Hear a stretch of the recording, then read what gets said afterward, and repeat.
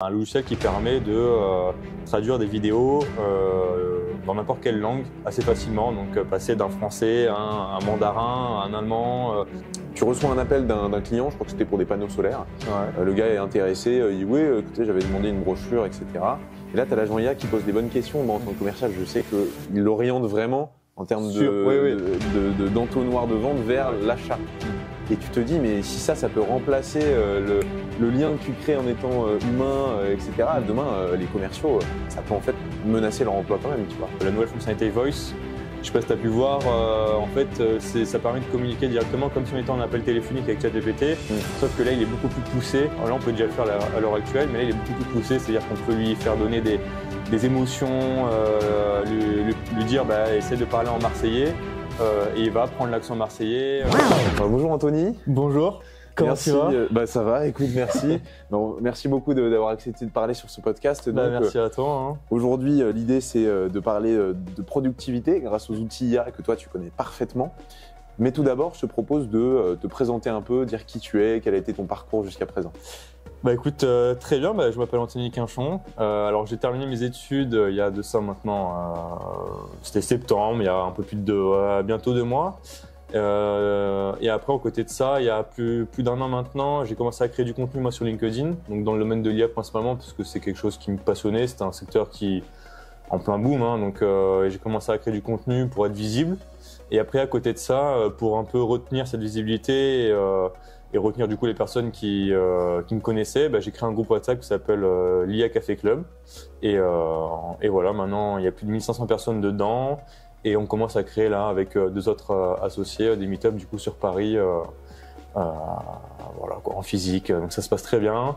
Et à côté de ça, j'ai lancé il y a pas longtemps du coup mon agence Les Baristas de l'IA pour justement comme but de former et accompagner les PME dans le domaine de l'IA générative, former leurs salariés, s'adapter au process un peu de ce qu'ils font quoi. Ouais, ok. Ouais, complètement. L'histoire de la productivité, toujours, on y revient. C'est vrai qu'avec l'IA, ça va être intéressant. Totalement, ouais. Toi, justement, c'était quoi ta première découverte de l'IA? J'imagine que ChatGPT était impliqué, mais comment tu t'es mis à te passionner? Quels ont été les outils qui t'ont fait péter un câble? C'est quoi les milestones, quoi? Il y en a eu pas mal en vrai, mais oui, après au tout début, quand il y avait ChatGPT, c'est venu un peu de là aussi. Je connaissais un peu l'IA avant, mais je m'intéressais pas forcément. J'ai commencé à m'intéresser en novembre quand c'est sorti, et quand j'ai vu ça, et j'étais en alternance encore à l'époque, j'étais pas encore à mon compte. Et j'ai vu ça, mais dans ma tête, j'ai pété un câble, quoi. C'était incroyable. J'ai montré ça à mon directeur, même lui, il était là en mode, mais c'est quoi ce bordel et tout. Ouais. Et du coup, ça c'est venu de là, et c'est vraiment quelque chose où tous les jours, ça me passionnait de voir qu'est-ce qu'on pouvait faire avec. Donc les premiers use cases comme ça, parler avec ChatGPT, tout ça. Donc c'est vraiment localisé ChatGPT. Et après, c'est un peu perduré. Après, il y a eu pas mal d'autres outils qui m'ont intéressé.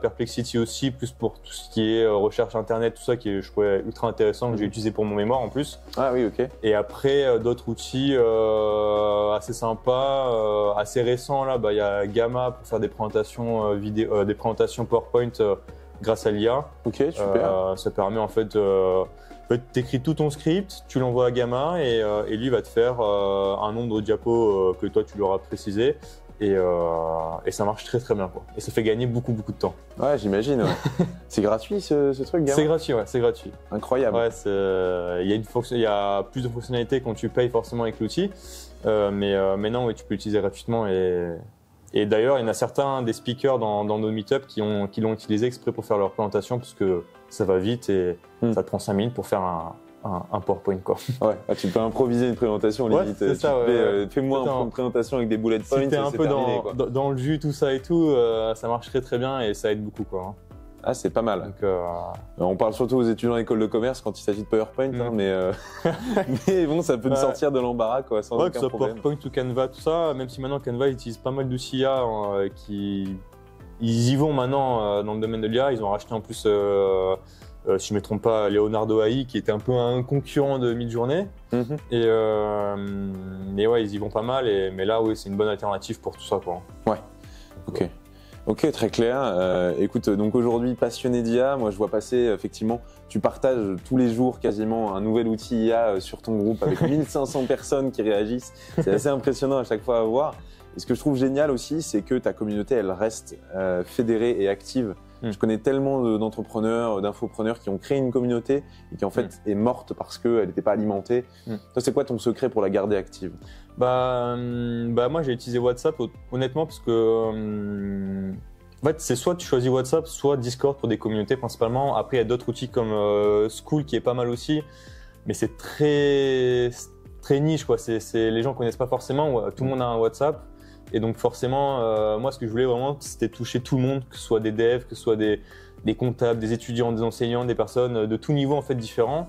Et WhatsApp pour ça c'était la meilleure alternative pour moi. Et oui après c'était accueillir toutes les personnes à chaque fois qui viennent. Au tout début là je le fais un peu moins parce qu'il y a de plus en plus de personnes qui viennent et je suis tout seul un peu dans le projet donc ça prend plus de temps mais généralement, quand il y a une personne qui se rajoutait au groupe WhatsApp, je leur offrais une formation gratuite ChatGPT, donc pour qu'il y ait de la valeur aussi. Et l'idée, c'est vraiment de tout le temps apporter de la valeur dans tous les échanges et aussi avoir ce travail de modérateur aussi qui est important, de faire attention qu'il n'y ait pas des abus sur les conversations. Donc, c'est essayer de modérer tout ça et moi, quand j'ai démarré, de faire un peu du building public dans la communauté. Et en fait, dans le groupe WhatsApp, tu as plusieurs sous-groupes par niveau, par spécialité. Tu vas avoir un truc par rapport à ce que j'appelle le studio IA pour tout ce qui est création de vidéos et d'images mid-journée ou autre avec Runway. Donc, c'est assez diversifié et ça se présente pas mal. Ouais. Il y a une bonne alchimie entre tous les membres, donc ça c'est cool. Ouais, j'ai pu voir un petit peu effectivement, j'ai même pu interagir, participer, franchement, tout le monde est très investi, c'est assez cool. Et effectivement, tu as fait ça par thématique. Je suis pas sûr d'avoir vu une thématique forcément commerciale ou quoi que ce soit, mais toi, il me semble que c'était une des choses que tu as pu faire, commercial, développement commercial. Est-ce que toi, il y avait un stack d'outils que tu utilisais en priorité et qui te faisait gagner un temps monstre? Pour pas le citer tout le temps, mais ChatGPT forcément. Bien sûr. Moi en fait, ce que j'aimais bien avec ChatGPT, surtout quand ils ont sorti la fonctionnalité où on pouvait créer ses propres GPTs, c'était ultra intéressant et parce qu'en fait, on pouvait vraiment créer des chatbots pour des tâches précises. Et moi, c'est ce que je fais à tout le temps. Par exemple, même pour le groupe WhatsApp, j'ai une newsletter également. En fait, au lieu de à chaque fois réécrire toute une newsletter en entier, que ça peut me prendre du temps par rapport à mon activité, généralement, je reprends des contenus que je peux trouver sur des blogs très particuliers. J'ai un GPT exprès pour ma newsletter qui va rédiger en fonction de comment je l'ai prompté, de ma manière dont j'écris en fait. Et donc, c'est utiliser vraiment que des petites tâches comme ça. Donc, ChatGPT, ça marche très très bien. Et après, non, il y a d'autres outils. Perplexity, je l'ai cité aussi avant pour les recherches, tout ça. Et après, il y en a d'autres. Moi, j'utilise moins. Je sais qu'il y a pas longtemps, Salesforce, ils ont sorti des agents, enfin une fonctionnalité qui s'appelle Einstein, qui sont des agents un peu commerciaux. Moi, j'utilise moins parce que c'est moins mon cœur de métier actuel. Mais c'est très très intéressant et ce que tu peux faire du scoring de lead, plein de choses différentes, tout automatisé. Donc c'est plus un CRM pour ceux qui l'utilisent déjà. Donc après pour faire la migration, si tu utilises un autre outil CRM, c'est plus compliqué. Mais oui, il y a des petits outils comme ça, c'est assez intéressant. Ouais. Ok, effectivement, des petits outils qui sont amenés à se développer. De toute façon, ça, le futur de l'IA, j'aurais bien aimé en parler avec toi. C'est quoi les plus grosses innovations que tu vois dans 10 ans par rapport à l'IA, les pans de notre vie quotidienne qui vont être changés? Là, je pense à un truc que j'ai pu voir hier lors du meet-up d'une personne qui est venue présenter qui s'appelle Antoine Ménager qui a fondé la société Lipit. Et en fait, c'est tout simplement en fait, un logiciel qui permet de traduire des vidéos dans n'importe quelle langue assez facilement. Donc passer d'un français à un mandarin, à un allemand, à un espagnol. Et donc c'est ultra simple. Et lui, en fait, son projet actuel maintenant, c'est vraiment de passer. Ok, c'est bien de faire de la transcription et de la traduction entre vidéos, mais lui, c'est de faire du live. C'est-à-dire que si demain tu vas aller, par exemple, en Chine, tu parles pas du tout chinois ou n'importe quoi, c'est vraiment de pouvoir être à l'aise et d'avoir cet outil justement de parler aisément en live, quoi. Alors après, je sais pas comment ça va fonctionner directement. Là, c'est plus si jamais tu es sur Teams ou sur Meet ou sur Zoom, où là, par exemple, tu vas pouvoir ouvrir comme ça à plein de personnes et à parler à tout le monde et pas avoir cette barrière de la langue qui empêche de faire pas mal de choses, surtout si on a du mal à parler anglais, tout ça. Mais ça, oui, après, oui, l'évolution de l'IA, ça va apporter tellement de choses pour ça, pour l'ouverture un peu d'esprit aussi pour pas mal de choses et s'ouvrir à d'autres cultures aussi intéressantes. Donc c'est plus cet état d'esprit-là où je trouve que ça va être intéressant. Ouais, c'est vrai qu'au niveau du langage, c'est assez fou parce que si effectivement sur un visio, il y a une personne qui parle mandarin, une anglais, une français, une espagnole, tu vas pouvoir parler en français et tout le monde va comprendre dans sa langue. C'est fou. C'est absurde de se dire ça. Ouais, c'est incroyable. Et hier, il a émis des petites présentations de comment ça pourrait fonctionner et tout. Et honnêtement, c'était incroyable. Et puis même, en dehors de là, c'est un peu B2C ou suivant les personnes avec qui tu communiques. Mais là, par exemple, même pour des chaînes YouTube ou alors pour des chaînes télévisées, par exemple, nous, on n'a pas accès à des chaînes télévisées aux États-Unis, par exemple. Enfin, c'est vraiment très localisé en France.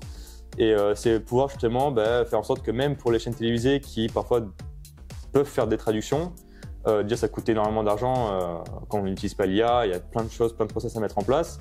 Et c'est là avec des simples outils IA comme ça qui existent, de faire traduire tout ça assez facilement et de plus toucher uniquement la France, mais aller toucher aussi d'autres continents, d'autres pays et vraiment avoir une mondialisation qui est incroyable, quoi. Il va y avoir une unicité de l'information, quoi. Ah, c'est ça. Et ça serait cool, quoi. Ah, ça serait génial. En plus, il y a tellement de spécificités par rapport aux langues que quand on communique avec quelqu'un, même si on est fluent, on va avoir des petits mots qui vont pas passer.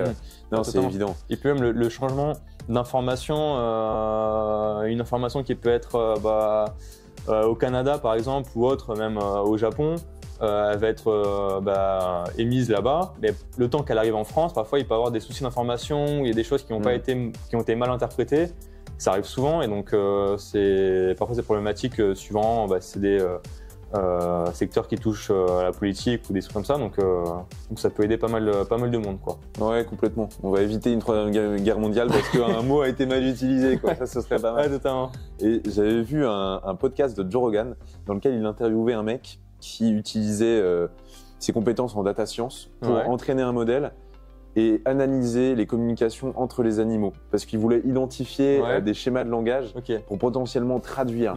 Et ça, ce serait juste formidable. T'imagines parler à un dauphin demain, c'est incroyable, ou à un éléphant. Les éléphants, ils sont tellement intelligents, tu vois.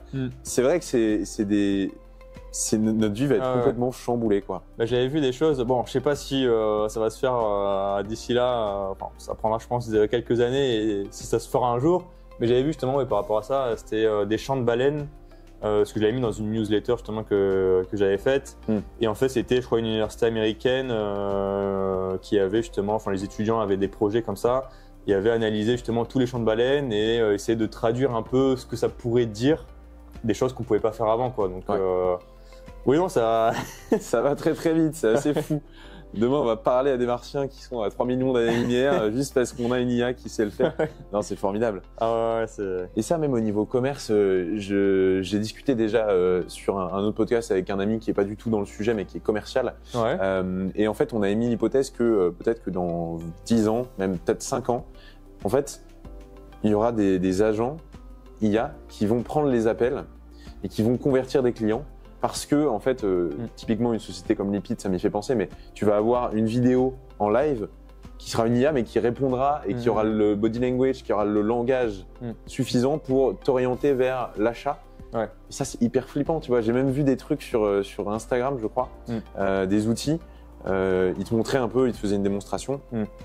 Tu reçois un appel d'un client, je crois que c'était pour des panneaux solaires. Le gars est intéressé, il dit « Oui, écoutez, j'avais demandé une brochure, etc. » Et là, tu as l'agent IA qui pose les bonnes questions. Moi, en tant que commercial, je sais qu'il l'oriente vraiment en termes d'entonnoir de vente vers l'achat. Et tu te dis, mais si ça peut remplacer le lien que tu crées en étant humain, etc., demain, les commerciaux, ça peut en fait menacer leur emploi quand même, tu vois. Je sais pas si ça peut vraiment les menacer. Je pense que ça peut plus les améliorer qu'autre chose, dans un sens où même si le process est bon, l'IA vraiment communique bien et a ce bon entonnoir justement de vente jusqu'à la fin, je pense quand même que avoir toujours tu vois, cet instinct, cette émotion humaine qui est ultra importante, suivant l'appel, suivant comment ça se passe, tout ça. Surtout même pour closer, il y a des moments où je pense que ça prime plus que ça. Après, ça peut fonctionner et ça va fonctionner, mais c'est vrai que derrière, faut pas oublier que le cerveau reptilien, il est très bien fait aussi, et la compréhension entre un humain et un humain est aussi très importante. Mais oui, c'est sûr que ça pose des questions et ça peut faire peur, quoi. Ouais. Clairement, surtout qu'en fait, j'ai identifié qu'ils avaient intégré des défauts dans l'IA. C'est-à-dire qu'ils avaient fait en sorte que l'IA trébuche un peu sur certains mots, puisse faire des erreurs de prononciation, tu vois. Ouais. Et en fait, du coup, tu te doutes pas que c'est une IA parce que c'est pas fluide, tu vois. C'est pas un robot qui parle. Et non, mais c'est assez fou. Ouais, mais oui, mais par rapport à ça, il y avait la nouvelle fonctionnalité de ChatGPT qui n'est pas encore sortie à l'heure actuelle, à l'heure où on parle. Sur certains, oui, enfin déjà aux États-Unis, en France un peu, en format un peu bêta, mais c'est la fonctionnalité, la nouvelle fonctionnalité Voice. Je sais pas si tu as pu voir, en fait, ça permet de communiquer directement comme si on était en appel téléphonique avec ChatGPT, sauf que là, il est beaucoup plus poussé. Alors là, on peut déjà le faire à l'heure actuelle, mais là, il est beaucoup plus poussé, c'est-à-dire qu'on peut lui faire donner des émotions, lui dire essaie de parler en marseillais, et il va prendre l'accent marseillais, et c'est vraiment... et là, c'est comme si on était en train de parler, c'est-à-dire parce que là, à l'heure actuelle, faut parler, t'attends que ChatGPT interprète tout ce que tu as dit et il va faire la réponse, et toi t'attends que lui il finisse sa réponse pour parler. Donc c'est un peu saccadé. Et là c'est vraiment fluide, c'est-à-dire qu'il peut limite te couper dans ce que tu dis, toi tu peux lui couper, et c'est assez flippant, mais j'ai hâte de tester. Moi je l'ai pas encore, mais ah oui, non, mais ça va être très très violent, ça. Ah ouais. J'ai vu des trucs aussi sur l'aspect séduction, relation homme-femme par rapport aux IA, c'est très flippant aussi. Pas forcément envie de l'aborder plus que ça, non, mais c'est flippant. C'est vraiment flippant. Surtout si tu intègres après les avatars IA. Ouais, c'est pour certaines personnes, c'est très dangereux. Faut faire attention, quoi. Écoute, moi, par rapport à tout ça, en fait, étant commercial, je trouve que la relation humaine, c'est quelque chose de formidable. Mais si c'est remplacé pour des raisons de rentabilité, je me demande derrière, de manière un peu plus philosophique, c'est quoi ce qui différencie l'humain de l'IA, tu vois? C'est quoi le petit truc qui fait qu'on est humain et que l'IA peut pas nous remplacer? Après, je pense que c'est placer le bon curseur au bon endroit. C'est-à-dire que, comme je dis tout à l'heure, c'est vraiment avoir cet instinct parfois que l'IA ne pourra pas avoir. C'est-à-dire qu'elle aura un schéma précis. Mais oui, après c'est sûr que c'est compliqué entre les deux, quoi. C'est-à-dire que la relation derrière, faut savoir bien l'amener. Mais bon, l'IA n'a pas d'émotion, l'humain a de l'émotion, et je pense que c'est là où ça peut faire des différences. Après, c'est surtout pour les dirigeants, je pense, c'est où mettre le curseur par rapport à ses employés, c'est-à-dire ok, là je peux gagner en rentabilité parce que ça me fait gagner du temps, il y aura peut-être moins de masse salariale, mais après derrière, sur du long terme, est-ce que c'est quelque chose qui peut suivre? Ça, on en a encore au début, donc tout est possible, c'est sûr. Je crois beaucoup en un truc, et c'est pour ça que j'aime bien tes Meetup IA, c'est au retour du présentiel, tu vois. On a beaucoup dérivé vers du visio, de l'appel, etc. Et en fait, si demain les IA savent faire exactement pareil ou même mieux que nous en visio et en appel, en fait, le seul truc qu'on va pouvoir faire en tant qu'humain, c'est aller à des événements, aller à des salons, se prendre un café, déjeuner ensemble, avoir du relationnel, parler d'autres choses que du taf. Ce genre de choses, c'est vraiment ce qui, je pense, va faire la différence, quoi. C'est ça, c'est vraiment se connecter aux personnes réellement, quoi. C'est-à-dire que c'est pour ça que même si au fond, parfois, un client va avoir une IA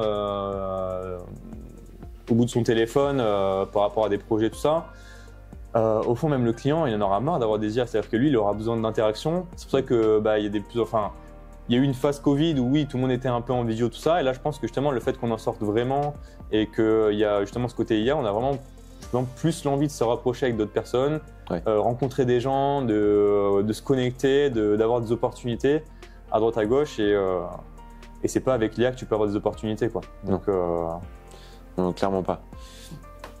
Et alors, question qui a moins à voir avec l'IA, mais aujourd'hui, tu as un petit peu de notoriété sur LinkedIn notamment. Il y a beaucoup de gens qui voient passer ta tête. Est-ce que tu as des petites anecdotes sur des gens qui t'ont demandé, je sais pas, des autographes, des photos, des trucs? Pas encore. Pas encore, mais c'est déjà arrivé souvent d'ailleurs, parce que en fait, ma headline dans LinkedIn, et c'est ce qui fait que souvent les gens, je crois, se rappellent un peu de moi, c'est j'aime l'IA et la burrata. Ah oui, c'est vrai. je sais pas pourquoi j'ai mis ça, parce que j'aime bien souvent un peu casser un peu les codes et pas faire comme tout le monde. C'est-à-dire que sur LinkedIn, c'était très corpo, tout le monde c'était. J'aide les entreprises à faire ci, je fais ci, et c'était trop. Je sais pas, j'aimais pas trop ce fonctionnement-là, et du coup, je me suis dit, j'aime l'IA et j'aime la burrata aussi. J'habite pas très loin de l'Italie en plus, donc je me suis dit, pourquoi pas mettre ça. Et finalement, ça s'est un peu gardé, et il y avait pas mal de personnes qui reconnaissaient. Et du coup, pour revenir un peu sur ce que tu m'as dit, il y avait pas mal de personnes qui parfois m'envoient des messages privés avec une burrata en mode j'ai pensé à toi. Parfois, ça peut être un peu bizarre. Ouais, c'est un peu bizarre. Mais bon, ça veut dire que ça marche bien, donc ouais. Ah ouais, ils retiennent bien ton slogan. Ouais, c'est pour ça. Et c'est intéressant. Donc, conseil pour LinkedIn, plutôt parler de ce qu'on aime plutôt que ce qu'on fait, quoi. Ouais, c'est ça. Puis, ouais, surtout sur un. Oui, c'est ça. C'est vraiment transmettre des émotions. C'est-à-dire que c'est beau de mettre, et ça marche aussi, de mettre je fais ci, surtout par rapport à la recherche, à une entreprise par exemple, qui recherche LinkedIn, un formateur IA. Il va taper formateur IA. Moi, c'est sûr que j'aime l'IA et la burrata, il va pas me trouver forcément, tu vois. Ouais. Donc, c'est vraiment quelqu'un qui, moi, c'est que des leads, des personnes chaudes, quoi, qui me connaissent déjà. Mais oui, après, j'aime bien ce côté-là, quoi, de déconner un peu, sans pression et faire des choses un peu à la cool, quoi. Ouais. Je pense que tu as raison, on est un peu trop guindé aujourd'hui. Ouais. Et d'ailleurs, sur LinkedIn, ça, je sais qu'il y a deux stratégies globalement, mais souvent les gens combinent les deux. Est-ce que tu étais beaucoup en outbound où tu allais demander beaucoup de gens sur LinkedIn et à côté tu faisais les posts pour avoir des gens qui viennent en lead entrant, ou est-ce que c'était qu'en organique? Comment ça s'est passé? Full organique. Full organique. Full organique. Quand j'avais démarré, au tout début, j'avais un peu d'abonnés, je crois que j'étais à 2-3 000 parce que j'avais utilisé Wallaxy pour faire des campagnes pour des anciens projets. Et forcément, pour envoyer des messages privés, il faut que tu sois connecté aux personnes. Donc, j'avais déjà un peu d'abonnés, mais c'était pas des abonnés qui me suivaient. Donc, dire par rapport à ça. Après, quand j'ai commencé à créer du contenu et surtout en fait apporter de la valeur. Moi, je sais que dans tout ce que je fais, c'est un peu au mindset de Alex Hormozy, c'est-à-dire vraiment de apporter la valeur gratuitement, peu importe combien de temps ça te coûte. Ouais. Et je pense que les gens ont bien aimé. Moi, ce que je faisais, c'était parfois créer des big carousels par rapport à des fonctionnalités, créer des grosses infographies qui me prenaient beaucoup de temps et les faire parvenir comme ça. Après, forcément, tu as une stratégie LinkedIn aussi à respecter, c'est-à-dire avoir un branding assez sérieux, que les gens te reconnaissent, avoir 2-3 couleurs précises, avoir un schéma un peu aussi précis par rapport à ça. Et je pense que j'ai un peu aussi profité du boom de l'IA, que les gens se disaient j'ai pas envie de manquer sa prochaine information. Du coup, ils s'abonnaient assez rapidement et maintenant, oui, là, on a à peu près, je crois que j'ai dépassé les 18 500 et ça progresse bien. Et donc, je suis content. Mais après, tu as aussi une strat où, au tout début, quand tu commences, c'est bien de se connecter avec d'autres créateurs de contenu. C'est-à-dire de faire des demandes de connexion parce qu'en fait, c'est eux qui vont commencer à communiquer, qui vont interagir les premiers avec toi. Ouais. Et c'est ça qui va faire en sorte qu'au tout début, tu as cette sphère où tu as les créateurs de contenu qui donnent la force à tout le monde. Et après, en fait, forcément, le créateur de contenu, il a des personnes qui le suivent aussi. Et ces personnes qui le suivent, après, vu que le créateur de contenu a mis un commentaire sur ton post, la personne, hop, elle va venir, c'est intéressant ce que tu fais, tout ça. Et ça fait un peu un effet boule de neige, quoi. Donc, ok. Et ça peut prendre du temps, mais je connais des personnes en 6 mois. Une personne qui s'appelle Léa Kloss qui a explosé sur LinkedIn. Maintenant, elle n'arrête pas et c'est incroyable. Après, elle est très forte dans ce qu'elle fait et tu as des personnes qui le font très bien. Donc tu as des schémas, des structures de posts aussi à respecter, pas faire des gros pavés, pas faire des posts sur ChatGPT non plus, que ça se ressent principalement. Ouais. Donc essayer aussi de garder ce côté justement humain et montrer vraiment qui tu es et parler comme ce que là je suis en train de te faire, c'est-à-dire vraiment parler humainement et simplement, quoi. Oui, parce qu'en fait, on peut automatiser beaucoup de tâches. Ouais. Mais selon toi, c'est quoi les tâches qu'il faut automatiser et celles qu'il faut surtout pas automatiser? Principalement, celles qu'il faut automatiser, c'est tout ce qui est tâches bureautiques qui prennent du temps. Moi, je sais que par rapport à ce que je fais, moi déjà pour automatiser des tâches, j'utilise Make, qui est honnêtement très bien. Alors là, c'est plus du no-code que de l'IA, même si on peut intégrer des API, ChatGPT dedans pour faire vraiment quelque chose de sympa. Mais ça peut être dans tout ce qui est rédaction de mail, au tout début en tout cas. Donc déjà par rapport à ça, c'est vraiment des tâches basiques que tu répètes au quotidien qui peut être que toi déjà tu as analysé. Et après surtout pas, honnêtement, je pourrais pas forcément te dire. Surtout pas, c'est je pense des tâches déjà que tu maîtrises pas forcément et qu'il n'y ait pas un réel intérêt à l'automatiser quoi. Donc voilà quoi. Après ça dépend de chacun. Ouais, clairement. Ok, très intéressant. Bon, je pense qu'on approche doucement de la fin de cet échange.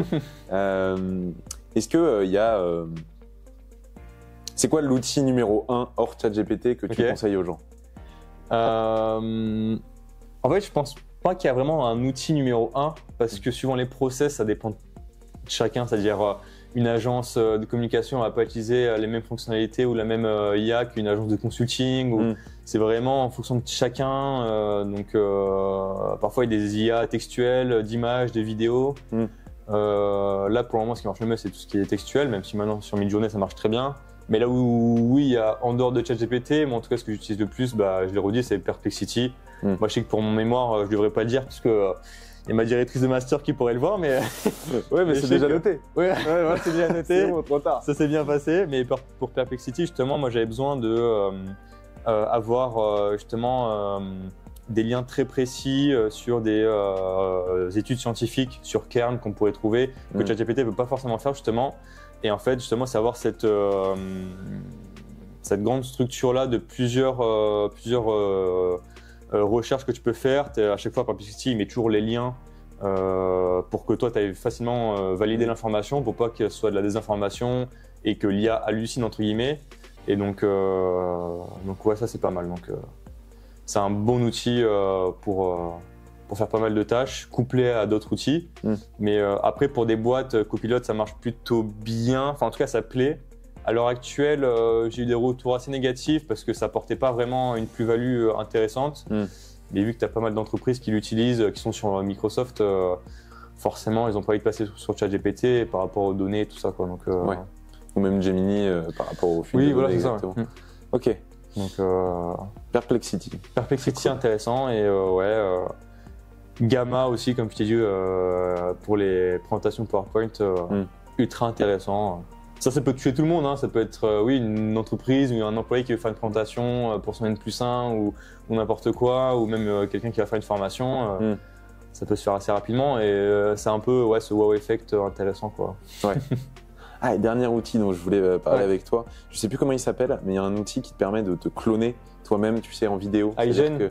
C'est iGen, ça, exactement. Ouais. Ce truc-là, c'est fantastique quand même. Ouais, c'est incroyable. Tu l'as déjà utilisé? J'ai déjà utilisé il y a longtemps et je l'avais utilisé pour faire un post justement LinkedIn. Et en fait, moi, j'avais fait une combinaison de plusieurs outils. Parce qu'en fait, je voulais que, en gros, Kylian Mbappé parle de ce que je fais. C'est-à-dire, en fait, je voulais juste montrer comment on pouvait créer un avatar IA et le faire parler. Et aussi récupérer sa voix de la personne. Donc j'essaie de récupérer la voix de Mbappé. Bon, c'est pas forcément legit aussi de faire ça, mais on peut le faire. Et en fait, moi, ce que j'ai fait, c'est que j'ai combiné plusieurs outils IA. J'ai combiné Ideogram pour faire l'avatar IA de Kylian Mbappé. Donc j'ai pris plusieurs photos et je les ai combinées. Et j'ai dit à l'IA, fais-moi un avatar 3D de Kylian Mbappé. Et après, en dehors de ça, du coup, je suis allé voir sur Eleven Labs pour créer la voix artificielle de Mbappé. Du coup, ça se fait assez bien. Après, c'est des ajustements, tout ça. Et à la fin, du coup, je suis allé sur iGen, j'ai mis l'avatar, j'ai mis la voix en dessous. Et après, en fait, sur iGen, automatiquement, ça fait parler l'avatar. Ça ne fait pas bouger. Alors, je crois que maintenant, ça le fait bouger. Mais c'est assez impressionnant. Surtout quand tu combines plusieurs outils ensemble, c'est intéressant, quoi.